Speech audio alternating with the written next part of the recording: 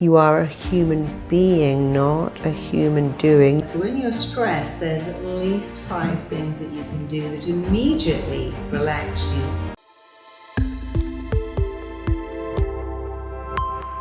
We live in a modern world where we hang around a lot, but we're never really relaxing. Our mind is always busy. I don't know how to empty my mind. How can I relax? Well, there are ways to relax, and relaxation is really important. Again, you are a human being, not a human doing. You are like a battery. And if you got your phone out and use it and use it and use it, the battery will end and you have to recharge it. And you need to recharge just like a battery. There are certain ways of relaxing. Taking deep breaths, deep belly breaths, is very relaxing. Meditating is very relaxing. Doing yoga is very relaxing. Allowing yourself to do nothing at all, maybe lying on the sofa and reading. You know, I've worked with many geniuses and they all have something very interesting in common. They came up with their ideas when they're doing nothing. Most geniuses will say, I go and I sit on a bench and I look at the leaves of a tree. I lie on the grass and look at the sky for hours and ideas come to me. I think it was Einstein. He used to sit in a chair with a big heavy ball bearing in his hand and he would rock backwards and forwards. And of course, as he dropped off, the ball bearing would drop to the ground, would wake him up. And he'd go, Eureka, I had an idea. So you'll find that ideas come to you when you're relaxing and doing nothing, way more than when you're working, thinking, oh my God, I need to come up with an idea. I need to think about it. I need to fix this. I know for me, my first publisher asked me to find 6 extra chapters to a book. I'm like, oh my God. I was hard enough to find the first 10, 6 more. But I said, oh, sure, I can do that. I had no idea where to even look. And I was driving my car along the road, listening to the radio, and I suddenly thought, I've got it. I had to pull over, pull out an old checkbook and start writing because I had so many ideas in my head. And it was kind of ironic that driving in the car, listening to music, gave me the ideas. So I was looking, searching, trying to find those ideas, they wouldn't have come. So when you're relaxing, you're using your subconscious mind. When you're dealing with a conscious mind, the subconscious mind goes away. How many of you try to relax? Come on, try to relax. I'm trying, but I can't relax. Now I'm trying to sleep and I can't sleep. Now I'm trying to remember and I can't remember. Trying is very trying. Don't try. Let your subconscious take over. Invite your subconscious mind to relax. Invite your subconscious mind to send sleep to you. Invite your subconscious mind to remind you where you put that document. Allow yourself to learn habits of relaxation. But if you want to learn how to relax, let me take you through it now for just a few minutes. One of the things that's very important to relax is to be absolutely still. If you're trying to relax by doing this and tapping your fingers and doing that, not relaxing. So try and sit in an open position, hands open, knees apart, and just breathe. That helps you. Just put one hand below your navel, one hand above. And if you notice you're just pushing out this upper hand, you're breathing in a very shallow way. Make sure the lower hand below the navel is pushed right out and in. Do those deep belly breaths. Try to think of your stomach as a bellows. Fill up the lower, fill up the upper. Breathe in for a count of 4. Hold it for a count of 8. And exhale for a count of 16. That gets easy. Let's just do it now. So breathe in. 1, 2, 3, 4. Hold it for a count of 1, 2, 3, 4, 5, 6, 7, 8. And now exhale to the count of 16. 1, 2, 3, 4, 5, 6. Keep emptying those bellows. 10, 12, 14, 16. And here's another way to relax. And this is my favorite way. Push your shoulders down. Sit in an open position. You can't relax while you're sitting like that and tapping your feet and fiddling around. Separate your hands and feet so that you can't start playing with your hangnails. Just watch what I'm doing. Look up. Keep your eyeballs up. Keeping your eyeballs up, close your eyelids down. That's the position your eyes go into when you sleep. If you come along someone who's asleep and lift up their eyelids, you'll find that you just have whites because our eyes roll up when we sleep. If you want to relax, go into that sleep position. Here's how you do it. Let's do it again. Look up. Keep your eyeballs up. Close the eyelids down. Drop the chin. And just say, relaxation is coming to me. Relaxation is coming to me. Relaxation is descending upon me. It's covering me like a mist. You can do that any time at all. If you want to make it even more intense, let's do it again. Feet apart, knees apart, hands apart. Look up. And this time breathe in. Keep looking up. Breathe out. And again, breathe in, keep your eyes looking up, breathe out. And just one more time, breathe in. Keep those eyes looking up, hold it. And this time as you exhale, keep your eyelids up, but simultaneously close your eyelids right down. And as you close your eyelids down, drop your chin down. And just imagine you're looking down 10 wooden steps going down to the sand, maybe 10 beautiful steps cut into grass, maybe 10 wonderful stone steps going down to a river. And just mentally take those steps, see your feet taking step 10. Hear your feet connecting to that beautiful step 9. Feel your feet touching. Step 8. As you take step 7, just let yourself go. As you take step 6, just breathe deeply. As you take step 5 and you're halfway down, just look at the beach or the meadow or the water. As you take step 5 and 4, just allow each muscle to turn loose and let loose as you relax. As you take step 3 and 2, relax more. Take step 1 and just allow yourself to relax. And remember, as you're doing this, you're not going anywhere. It's rather like sleep. You don't go to sleep. You don't fall asleep. You invite sleep to descend upon you like a mist. And you can invite relaxation to come to you at any time at all. Look up, close your eyes, allow yourself to relax. Quiet your mind.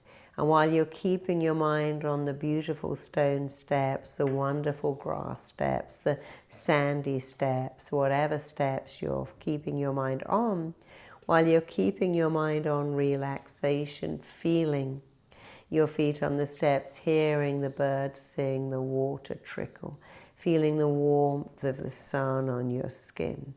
While you're hearing that and feeling it, you simply cannot focus on, oh my God, I haven't emptied out my inbox, I need to vacuum the carpet, I've got to defrost a chicken, I need to help my kid with their homework, I've got a million things to do and I'm so stressed. Be like a battery, recharge, take your time. You'll work better if you can take some time for you. And you can't flee. You can imagine you're having a difficult conversation with your boss or your husband or your in-laws or your kids, and you can't fight and you can't flee. There's no point in freezing, but you can flow. So when you're stressed, there's at least 5 things that you can do that immediately relax you. Here's the first one. If you rub your arms like this, it's immensely comforting. It might sound a bit crazy, but if you're having a really bad day at work, shut yourself in the toilet or in the cupboard or somewhere, or you sit at your desk and just do this. Just rub your arms up and down. Just do that. Do it at least 20 or 30 times quite hard because it's very, very relaxing. It starts to release relaxing brainwaves. Another thing you'll see me do a lot, if you watch my YouTube videos, I do this a lot because it has the same effect. Rubbing your hands together is releasing relaxing brainwaves. So the second thing you can do is just do that. Just do it a lot, just do it quite hard. You can even, when you've done it, put your hands over your eyes.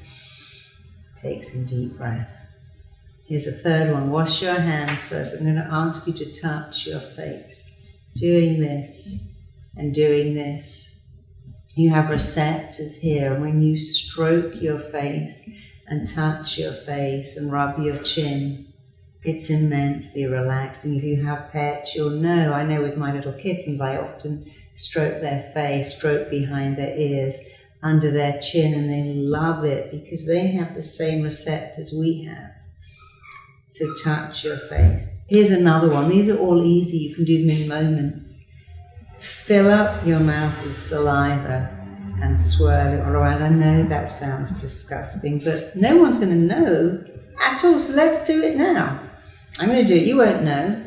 I'm filling up my mouth with saliva. It's kind of hard to do it and speak, so I fill up my mouth with saliva. I'm going to swirl it all around. A wet mouth signals to your mind that you are super relaxed. That's why kissing is so relaxing. It's why lawyers in court drink water. People say, oh, I was so nervous, my mouth was so dry, I felt like I needed a spoonful of peanut butter, I couldn't even speak. When you're nervous, your mouth is dry. When you're relaxed, your mouth is wet. And store detectives and immigration officers look for people who are licking their lips because it's a sign that you are nervous. So fill up your mouth with saliva and swirl it around, and it immediately makes you relaxed. Here's another one. Push your shoulders down. When we're tense, we tend to do that. Push your shoulders down, right down, keep them down. Doing this, of course, keep your shoulders down. Don't do that. Keep your shoulders down. Always keep your shoulders down. Shoulders down. Deep breaths. Fill up your mouth with saliva. And you relax. And the final one, I know because I paddleboard a lot. If I'm about to fall off the paddleboard, I find myself doing this.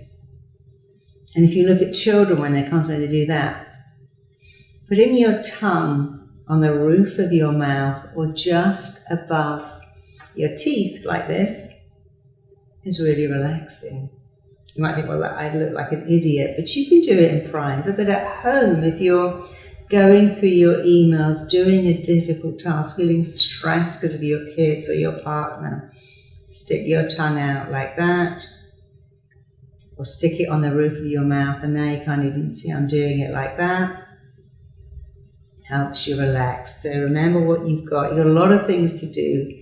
You can pick all of them, or some of them. Push your arms down, rub your hands together, stroke your face, stroke your chin, fill your mouth up with saliva and swirl it around. Push your shoulders down, right down, and stick your tongue out like that.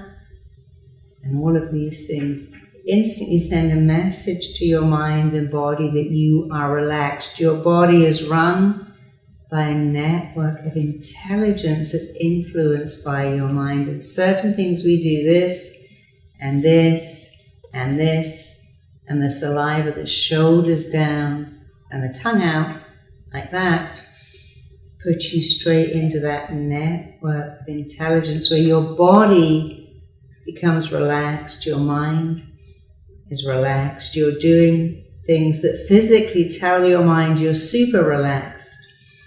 And you can do these in a minute, with 30 seconds, and you can change your state. So remember those 5 things, use them all the time. Use them when you're in traffic. Stick your tongue onto the roof of your mouth, push your shoulders down. If you can take your hands off the wheel, only if, do this, or this, or this, push your shoulders down, and you'll find that whatever is going on, stress, tension, traffic, arguments, pressure, you're fine. You don't need to fight. You don't need to flee. You can just flow into the feelings that you get when you do certain things that force your body to relax. As a therapist, one of the things that people come to see me for the very most, or write me asking for audio recordings on the very most, is anxiety. People say, I get so anxious and I just don't know what to do with it. The more I think about it, the more anxious I am. The more I focus on the anxiety, the more it's there. I feel like I've got it all the time. I'm waiting for it. I wake up with it. I go to bed with it. My mind is racing. I can't sleep. I get indigestion. I have like racing heartbeat. I have sweaty palms. When I go for an interview, I'm so nervous, the sweat's dripping onto my upper lip. My mind empties, open my mouth, and I just go, I stutter.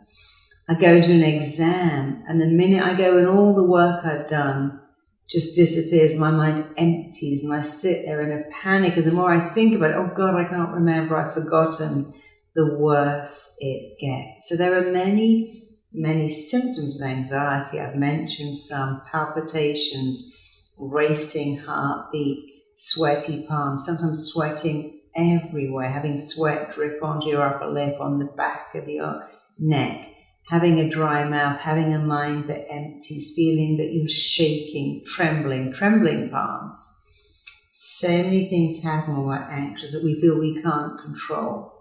But really the way you feel about everything is down to two things: the pictures you make in your head and the words you say to yourself. And it is not events that make you anxious, it's how you feel about them. After all, some people walk into an exam room and are super chilled and go, oh no, I'm going to ace this exam. Some people have 10 driving lessons and pass their test because they don't feel anxious. Other people, because they've had 100 lessons and I've had 5 tests, I keep failing. Before the test, I'm so nervous, I'm so hyper, I'm so anxious, I'm so agitated.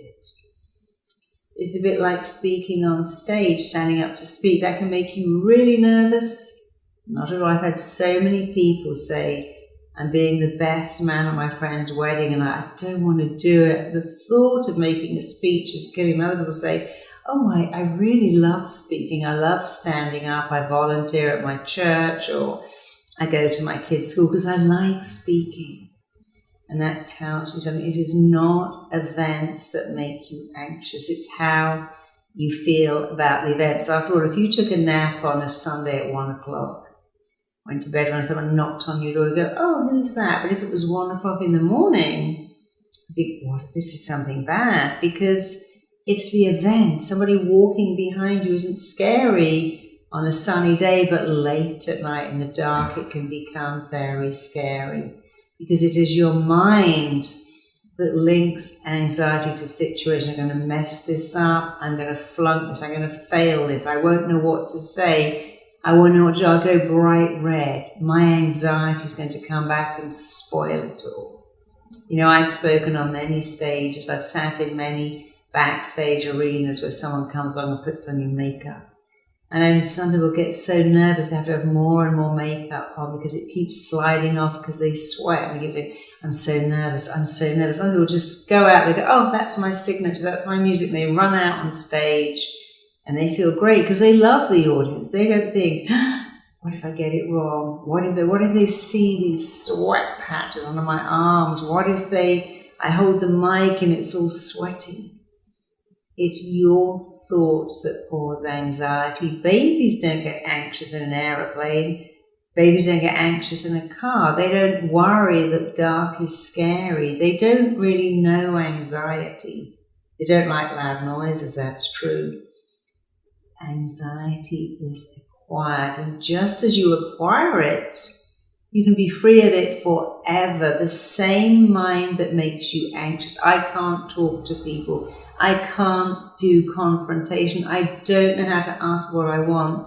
I can't send stuff back. I don't like people looking at me. I can't be the center of attention. I can't express myself.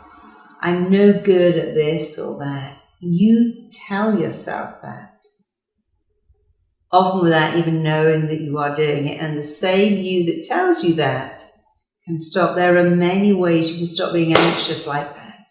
You can ace your exams, speak to people really easily, effortlessly. You can remember everything you need to remember. You can pass your driving test, get on a plane, get on a train, go underwater, be on a beach without worrying what you look like, what people think of you, and most of all, what you think of you. You don't have to feel anxious. You can be calm. You know, we have an ancestral mind that if you're stuck somewhere, if you've got a whole email this long it says, well, if you can't fight and you can't flee, you have to freeze. That's ancestral. Fight, flee, freeze. So you might believe there's a big lion on the horizon. You can't fight it. And if you run, it will run after you. So freeze, stand still, empty your mind, do nothing. But you see, that doesn't work now. And the thing you want to run away from is your email. You can't fight it. You're not going to run away from it because you've got to come back to it. You have to learn how to flow through anxiety. You can't fight and you can't flee, but you can flow. You can do certain physical things, emotional things, change the pictures in your head, change the words you use, change everything. So you go from anxious to calm, anxious to chilled, anxious to feeling great. Not sometimes, all the time. Instead of being rushed and panicky, I'm going to be late, I'm going to mess this up, I'm going to get it wrong. You are super chilled, everything's going to be just great, I've got all the time I need, I know what to do, my brilliant brain can handle this, I remember what to say, I instinctively know what to do, people like me, I like them, I'm good at communication, I'm good at confrontation, I'm good because I have phenomenal coping skills. I've created an audio, a meditation on overcoming anxiety, and it takes you through the steps to be super chilled, super calm, super at ease until very quickly that is not what you do, but it is who you are. You can go from anxious to calm, worried to chilled, just like that in minutes. And even better, you teach your body to stay in that state of calm almost all the time. No matter what is going on, you are calm, you're at ease, you're peaceful. When we get stuck in a negative rut, in a kind of what I call a negative loop, it can be so hard to pull ourselves out of it. So I'm sharing 5 ways for you to overcome negative thoughts and negative feelings. The fastest way to change negative thoughts and feelings is to change the words that run those negative thoughts and feelings. Imagine saying, I'm depressed or I'm exhausted. Change that to, well, I'm a little stressed and I'm certainly a little tired, but tomorrow I'm bouncing back. I'm out of control, I'm just a big fat pig and I'm eating like a train wreck. That's not even true. Change the words. I've decided to take action about what I eat, how I look, how I feel. I can't find love. There's no love. That's not true. You are surrounded by people that could have a loving relationship with you. How about saying, I magnetically attract love into my life. I'm warm, I'm loving, I'm lovable, I'm out in the world, and wherever I am, I could be in the store, but I'm attracting the love of my life to me. See, when you use powerful words, they send a powerful instruction to your mind. I can't do it, I can do it. I'm unlovable, I'm super lovable. I'm not enough, I'm so enough. Look at your negative words, flip them over and always say the positive. The words you speak are a blueprint that your mind and body work to make real. I ate too much, now I'm going to be fat. I ate a lot, I got a great metabolic rate, it will just burn that off.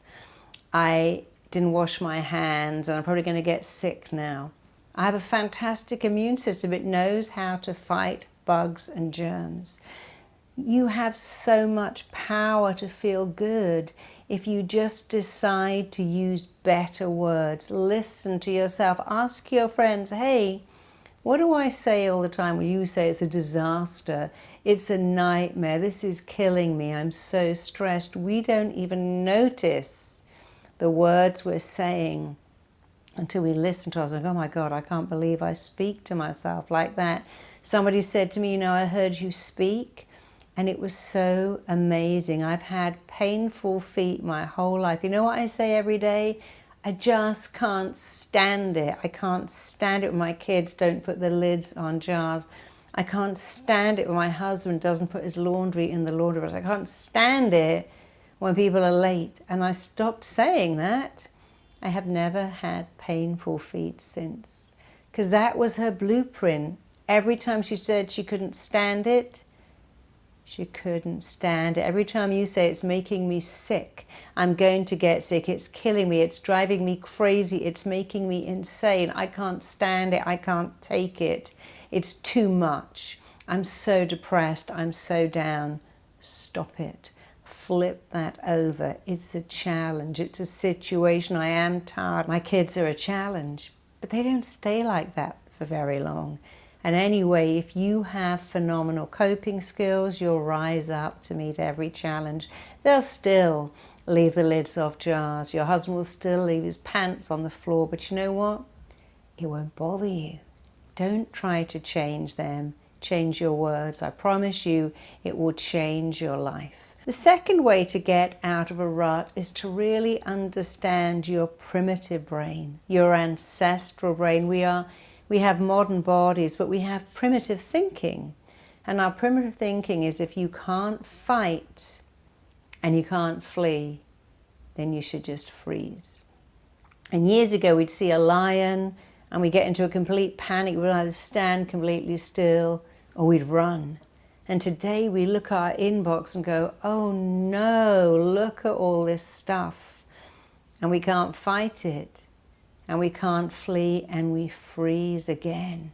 We can't run away from a boss, a difficult client, a child who's going through an issue. So we freeze and say things like, oh, I can't cope with this, it's the end of the world. When you can't fight and you can't flee, you can flow by saying, this too will pass. Right now, I'm ill. And by the way, never say I'm sick. You're not sick. You have a minor illness. I'm ill. It will pass. I'm tired today. It will pass. I've had an argument with someone I love, but it will pass. Everything will get back on track. So remember, you are wired, hardwired, super wired to freeze when you can't fight and you can't flee. But that's from being on the prairie and being around dangerous animals, knowing if I stand completely still and do nothing like a rabbit in the headlights, I'm safer. But you're not supposed to freeze when you look at your inbox, when you look at your to-do list, when you look at your house, your chores, your kids. You're supposed to flow through it, to do it a bit at a time, to chunk things down, to say, hey, I can cope with all of this. I don't need to run away. I don't need to run. I can stay here and power through this because I have phenomenal coping skills. So understand your wiring. Understanding your wiring makes life so much easier. Another way to get out of a rut is to practice gratitude. Gratitude is the highest frequency that you can resonate at. And whatever is going on in your life, your partner is annoying you, your children are a challenge, your job is a challenge, your situation is a challenge. I want you to imagine what it would feel like to know that someone in the world looks at your life and says, that is my fantasy dream come true. I would swap places. When you have a kid that keeps you up all night, I'd give anything that. You've got a husband or a wife that's messy or late or forgets your birthday. I would love that. You have to do a long commute, change trains, sit on the freeway. I would love to have a car and a job. So your problem when you see it as someone else's fantasy dream come true, when you think, what would you have given 10 years ago to have a home? Yes, things go wrong. You're a homeowner. You've always got your hand in your pocket, but you own a home. Yes, you have a child that worries you, but you have a child. You have love in your life. What would you have given 10 years ago, 20 years ago for this problem? I had a time when I was working on American television and English television simultaneously. I commuted every 2 weeks, go to LA, come back. My case was always packed. People say, oh my God, that's so awful. I'm like, awful? Awful? It's amazing. I have got a job on 2 television shows, one in America, one in England. I never saw it as awful. I saw it as a gift. an opportunity, a great experience. Plus, I knew it wouldn't last forever. You see, when something is permanent, it will get you. I got to commute to LA every 2 weeks. That would have been a challenge, but it wasn't permanent. I knew it would have an ending. It wasn't all the time in my life, and whatever is stressing you, if it has an ending, when your child grows up, when your boss stops being difficult, when you get out of the situation you're in, then it has an ending and it won't bother you anymore. The fourth way is to change the pictures in your head. If you wake up full of doom and gloom, I know I'm going to be late, I know it's going to be a disaster, I know they won't have the thing in the store I'm going to get, I know I won't be able to get parked, I know it won't work out. Why would you go anywhere knowing it won't work? Change the pictures. They'll have exactly what I want, in exactly my size. This is going to work out perfectly. Everything is working out perfectly. Make better pictures. If you go to the gym, for instance, make a picture of your body loving working out. If your picture is, well, you know, life's so hard and life's so difficult, change that picture. I wake up in the morning and every day is a great day. There is always something to make my day great. If you have somewhere to live, something to do, someone to love, and enough to eat, you're already in a very, very fortunate place. So make better pictures. Be grateful for where you are. And finally, be kind to yourself. One of the major causes of depression is not a chemical imbalance in your brain at all. It is harsh, hurtful, critical words that you say to you on a daily basis. Please don't do that. Stop that now. If I could prove to you that your harsh, hurtful words cause you to be depressed and anxious and get in a rut, then surely you would stop them. If you spoke to a friend the way you spoke to yourself, oh, look at the state of me, I'm such a mess, I'm such an idiot, I'm such a loser, it all goes wrong, everything I touch I mess up, I just can't get this right, I'm deadwood, I've got rocks for brains, I'm so stupid, I'm an idiot. If you spoke to your friend the way you speak to yourself, they would be long gone. Be a friend to yourself. Practice kindness. Be nice. Yeah, I messed something up today, but it's okay. Tomorrow, I will do better. I learned something. I learned not to rush, to leave myself more time to practice, to be prepared. Today, I ate complete garbage because I was busy and I was at work, and tomorrow I know to take with me a can of tuna fish, a bag of nuts, a juice, a shake, even a powder shake that I can make up in my office because I learned something today. When I don't have the right food, I just eat candy bars. Tomorrow, I'll do better. So be kind, be nice. Today I was so stressed because I didn't have enough time and I was in a panic and I was rushing. Everything was going wrong. Tomorrow, I'll get up earlier. I'll prepare. You can only learn by your mistakes, so use these 5 tips, these 5 techniques. Be kind to yourself. Practice gratitude. Put new pictures in your mind. Use new words. And remember, when you can't fight and you can't flee, you can flow. You will always have another day to do better, feel better. Life is amazing. Life is a gift. It's a wonderful world. Sing yourself a better song.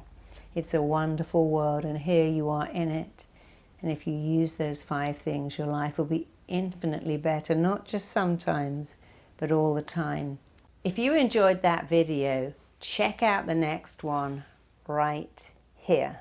You can also click the link below right here for your free gift. We've kind of forgotten how to hold ourselves. So I'm going to show you how to have the body language of someone who appears to be incredibly confident.